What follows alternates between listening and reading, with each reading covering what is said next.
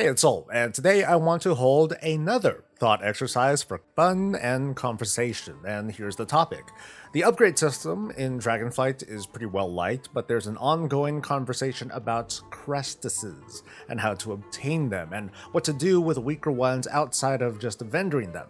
The question is, if players were able to trade in their unwanted lower crests for higher level crests, what would happen? What would really happen? Is this going to be a benefit to the game?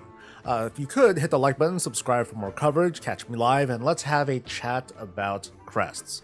The other day I talked about gearing for players, and in that conversation, this whole idea of crests really stuck out. It's been something that players have asked for since the upgrade system started in Dragonflight, although I should point out that it's pretty widely regarded as having a successful start. It just needs some tweaks and adjustments here and there, like maybe here.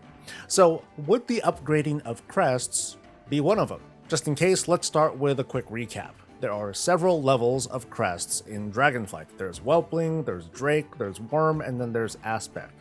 They're used to upgrade and craft gear. They're earned from doing specific activities, and they're divided by difficulty. Whelplings come from, the low bar stuff, from like world quests to digging up stuff from the ground, and at the opposite end, Aspect crests, they drop from high-level keystone dungeons and mythic raids.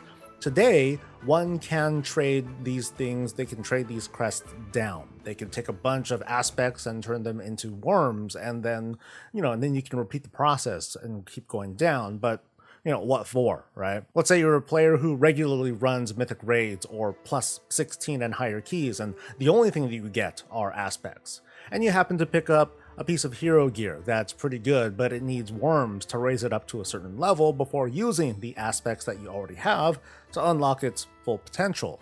Okay, so what you can do is trade a few of these aspects down to worms, and then ta-da, you're good to go. What some folks want, and what the WoW team has so far declined to do, is to allow the trading of crests not down, but up. So if you happen to play at a heroic level and you regularly get worms, folks want you to be able to trade in a bunch of those worms for an aspect for use to upgrade and to craft gear. And that doesn't sound so unreasonable. In fact, there are incentives, there are value props. Like, if I'm helping out an undergeared buddy, obviously the main motivation should be that, hey, I'm helping out a friend, but it would also be pretty nice to get like a few low-level crests that I can save up to make into more useful ones. It's a nice give and take. Even if it's not for a friend, it'd be nice if, as I'm rising up in difficulties, I can take these old crests that I've been gathering up on the journey and make small contributions towards getting better upgrades. The main argument that the WoW team has made against the idea of trading crests upwards is that it encourages degenerate behavior, as in, it allows a progression path of basically farming up the most efficient low-level crest to trade for higher-level crests until you achieve a certain result. But are we sure about that? Like, what if this became a thing? We're going to do an exercise, and for this purpose we're going to mock up a very simple system of upgrading crests from one level to the next, from Whelpling to Drake to Worm to Aspect. We're going to whip something together and then take a step back and ask ourselves if this is what's good for players and for the game, and, well, most importantly for you. We're going to start off super easy and make an example of why the exchange rate can't just be like a 1-to-1. It's a good baseline to start with. If one Whelpling was straight up equal to one aspect, we would have people crafting their way to item level 447, and they would avoid mythics and high level keys wherever possible. So that's a little bit extreme. And before I continue, we should also consider that there are caps to how many crests you can get per week, and it goes up, but honestly, you may or may not even realize this. I certainly haven't seen a lot of chatter over the amount of fragments we can get per week.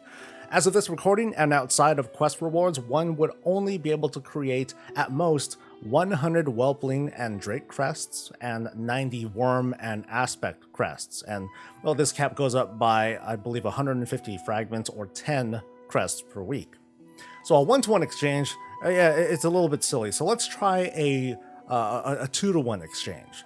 Notice the graphic below that I'll put here somewhere. It displays what 8 whelplings could be traded in for 4 drakes, which could become 2 worms, which would become 1 aspect. It sounds reasonable in this case, but when we take another step back, I think this is a little bit too generous. This ratio tells me that I'm able to farm up 8 whelplings to get to an aspect, basically. But in practice, I'm going to do more than just that. I'm going to be bumming around and completing activities that'll earn me a number of crests at different levels. So speaking for me as an AOTC player who dabbles in like a little bit of everything, I'm going to get some whelplings, I'll get a few drakes, maybe some worms, and I'm not going to get any aspects because I'm still technically on my self mythic plus break. But I will be able to take what I have and trade up for a few aspects per week without all that much trouble. With an exchange rate like this, I don't need to farm for aspects directly at all. So if the intention is to make trading up a way to support or complement gearing, that's not what's happening here. I'd say that I'm progressing through this system, arguably faster than I would putting in the effort to get my own aspects. Okay, so how about a 3-to-1 exchange? Now we have like 27 whelplings to get 9 drakes for 3 worms for 1 aspect. And let's add a few more to the chart for visibility, and up to where we have like a 5-to-1 exchange. I'll have it somewhere here on screen. I'm trying to keep the ratios simple and linear. It might be more appropriate to scale the ratios based on how widely available whelplings are versus the very few sources of worms and aspects. As I was thinking over these exchange rates and whatever though, I happen to catch myself. What I'm doing here, I'm distracting myself and you, viewer, with how this would work when the focus ought to be how the idea of exchanging itself would affect player behavior. In fact, I talked about it in one of the early examples here. Like, if I can take my regular habits and get resources and then trade them up to avoid running difficult content, I will do it. I will do it because I'm not even doing anything extra. I'm gathering these low-level crests that I don't even notice because I'm honestly more concerned with getting more dig maps for sniff and seek in, and I'm turning that into crafted 447s. So to a great degree, it doesn't matter what the exchange rate is, I'm getting mythics by accident, and that's a little bit weird. Now I know that some of you are like, that's exactly what I want, buddy. But I want to get to the other side of this too, where, okay, yeah, trading up can be a thing, but I'm trying to find a way to make it feel more like a perk as opposed to a crutch or like the progression path. So let's try a 15-to-1 ratio. 15 crests for one of like the next highest thing, and and then it goes on.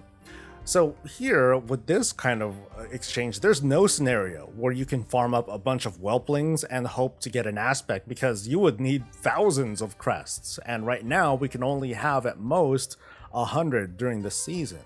In theory, and with the current caps, if I were to time like 100 or so, like plus 11 dungeons, that's going to get me the season maximum, the current maximum of 90 worm crests, which I can trade for a whopping 6 aspects. That's throughout the entire season. So 15-to-1 is really high, but I'm just trying to make a point here. For a top-end player, a punitive exchange rate like this, it makes running low keys or raids pretty much worthless in the context of trying to gear up and upgrade.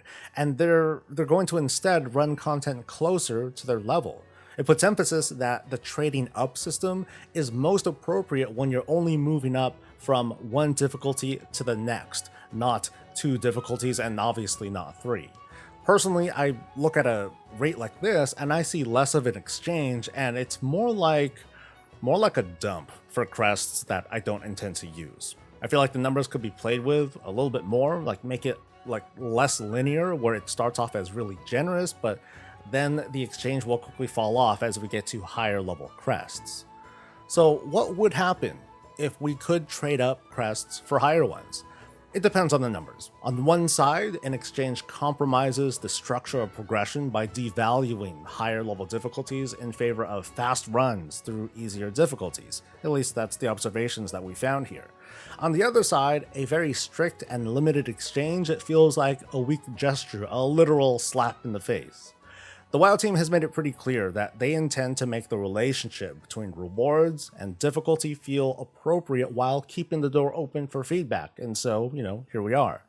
In my opinion, using the exchange as a dump for unwanted crests to move up one difficulty is closer in line with the WoW team's intent, and it's better than what we have right now, which is like nothing.